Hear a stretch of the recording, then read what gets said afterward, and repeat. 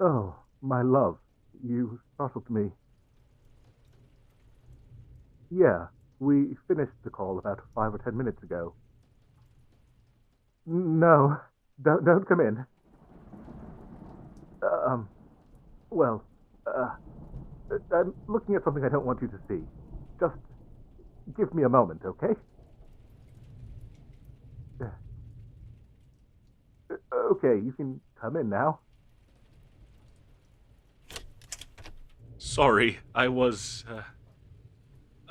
looking at some options for birthday presents for you. I know your birthday isn't for a while, but I suddenly had a couple ideas, you know? And, well, I didn't want the surprise to be ruined by you seeing what was on my screen when you came in or anything. No, but anyway, what are you up to?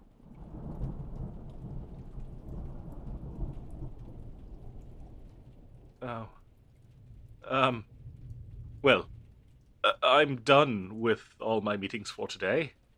There are a few other things I was hoping to get done tonight that I could work on, but uh, uh, it's been a long day, and they aren't super time sensitive, so yeah, if you're hungry and want to start on dinner, I'll just send these last couple of emails and then meet you downstairs in a few minutes. Okay?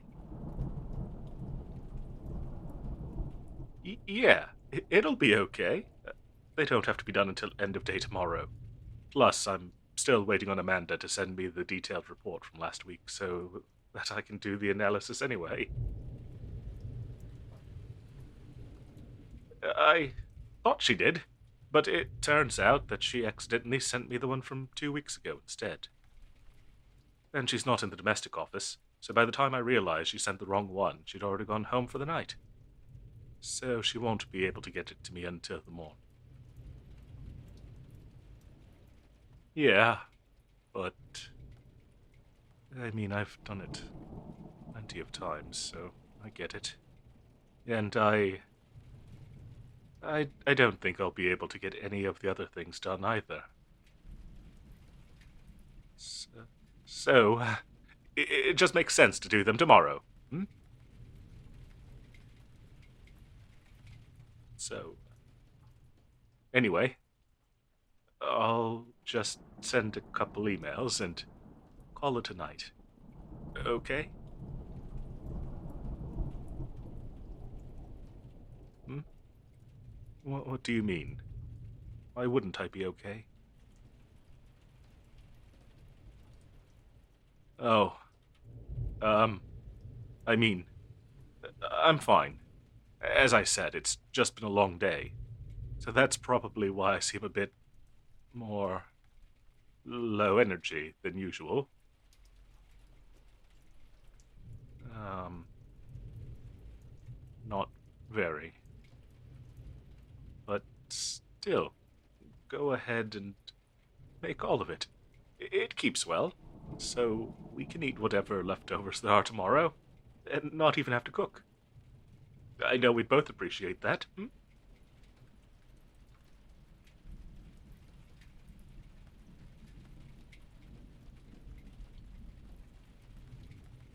You're not going to let me get away with hiding it, are you? No, no, it's okay. It's not that. I can talk about it, but was I that obvious? Oh, my ears are folded over, and I'm doing that thing with my tails, aren't I?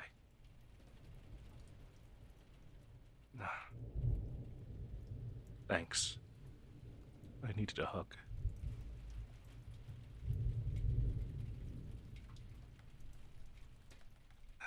Sometimes I envy you humans and other kimono Mimi.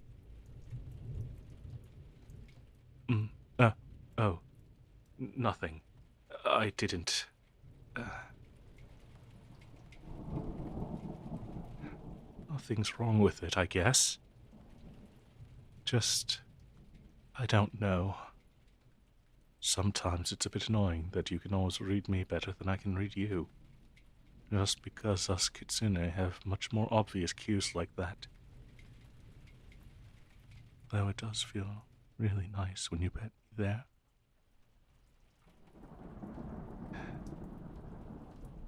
You know, there are a lot of different types of kimonomimi. Kitsune, of course, but also plenty of others. And there are certain stereotypes about us that persist and become a sort of expectation. For example, it can be different with strays, but domestic neckos are often seen as demure and submissive, or that they like to play with balls of yarn and eat fish, and it all becomes part of the way we think about these neckos in relation to these stereotypes, whether that's fair or not. Right, exactly. Of course, a lot of neckos are like that, and that's absolutely fine. There's nothing wrong with being demure or liking fish, but it can be frustrating for the ones who aren't like that.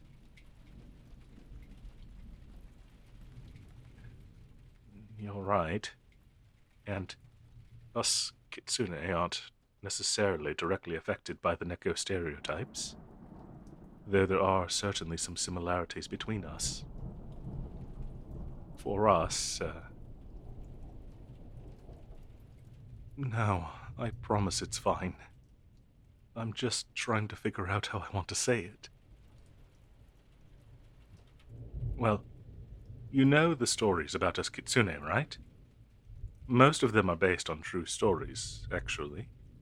But most of the ones that people around here are familiar with are the ones that are a bit more folklore.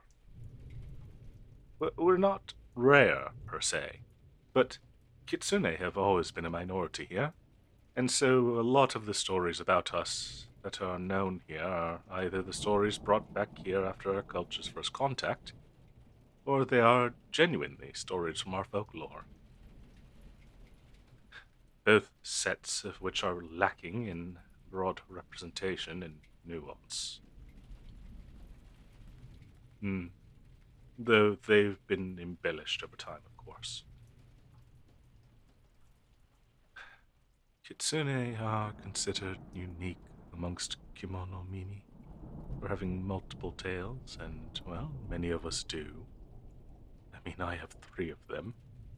We're born with one, and any subsequent tails grow in over time, spread out over our long lifespans. And how many we'll end up with, well, it's partially genetic, but there are a bunch of other factors, so we never really know. It's a bit like height in that way. Like, your parents can both be tall, but you're... sorry. Can you just listen for a moment and let me get all this out? Otherwise, I'm not sure I'll be able to. Thanks. You can keep petting me, though.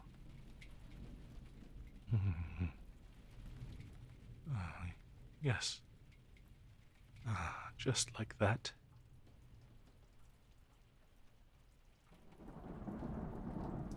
But long ago, before we understand those complications, having more tails was seen as a measure of virtue, purity, or power, depending on the situation.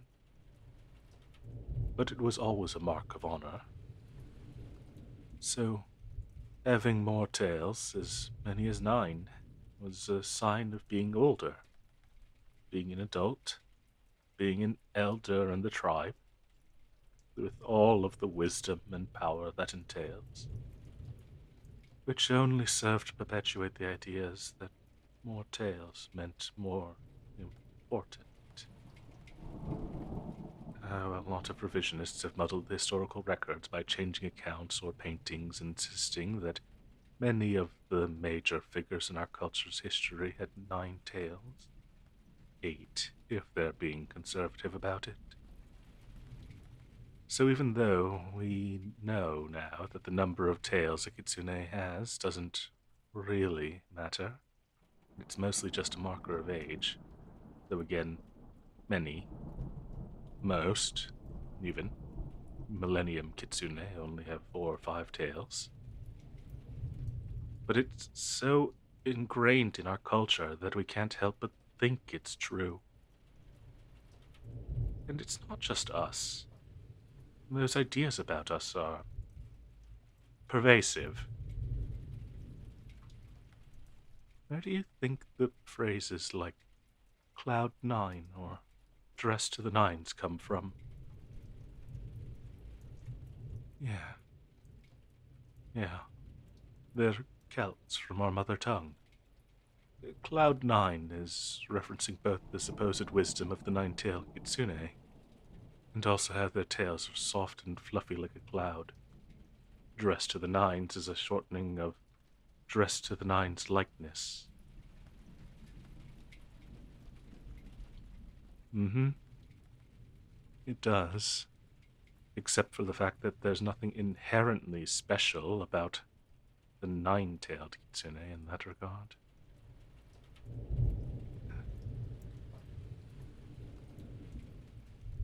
Hmm.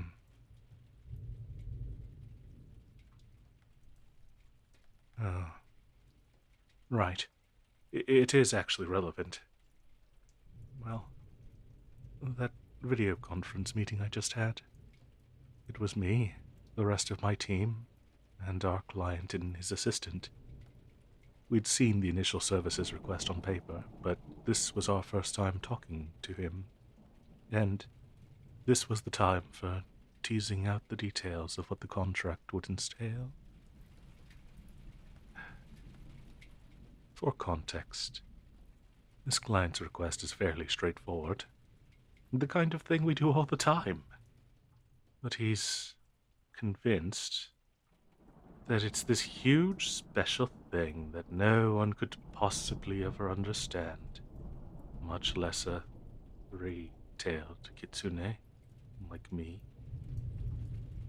I certainly couldn't hope to ever compete with this five-tailed guy. But he, refused to believe that I was the team lead. He would ignore my suggestions until another of my team or his assistant would say the same thing a few minutes later.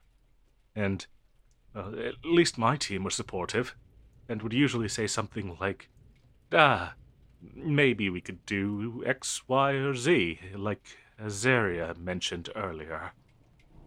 I don't know. But it's frustrating and humiliating, and to be honest, it's something I've always been insecure about, since I was, well, not quite a little kid. But I was pretty small. And I can usually shrug it off when it comes up, but today, it was so consistent and insistent that it had to be deliberate, and I tried to act like it didn't bother me, like I didn't even notice, but it hurt quite a bit, if I'm honest.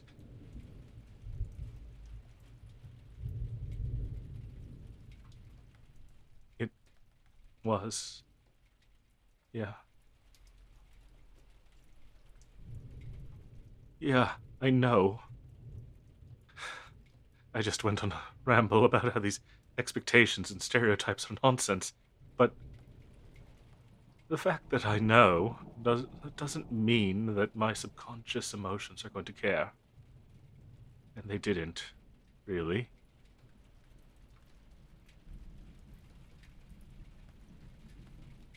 Thanks.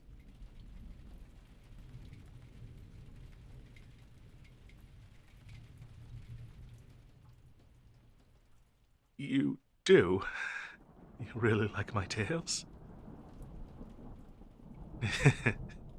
I do take good care of them. Brushing them every night before bed is super relaxing. But, well, It's always so much better when you do it.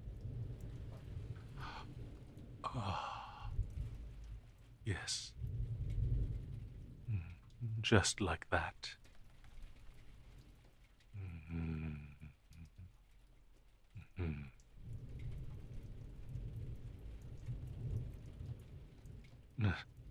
More obvious cues, hmm? But, yeah.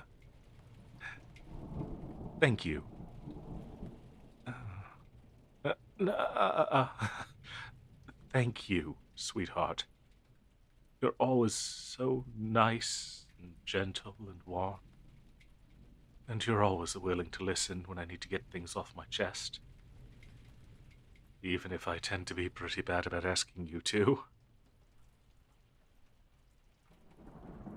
I think we both take better care of each other than we do ourselves. Hmm? Mm-hmm.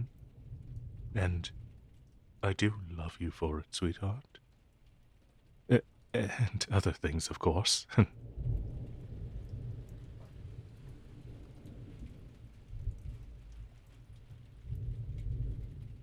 Oh, right. Those emails. Um, can we... Can we keep sitting like this for another few minutes?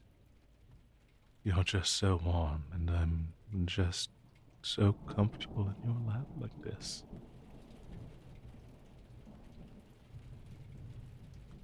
I love you.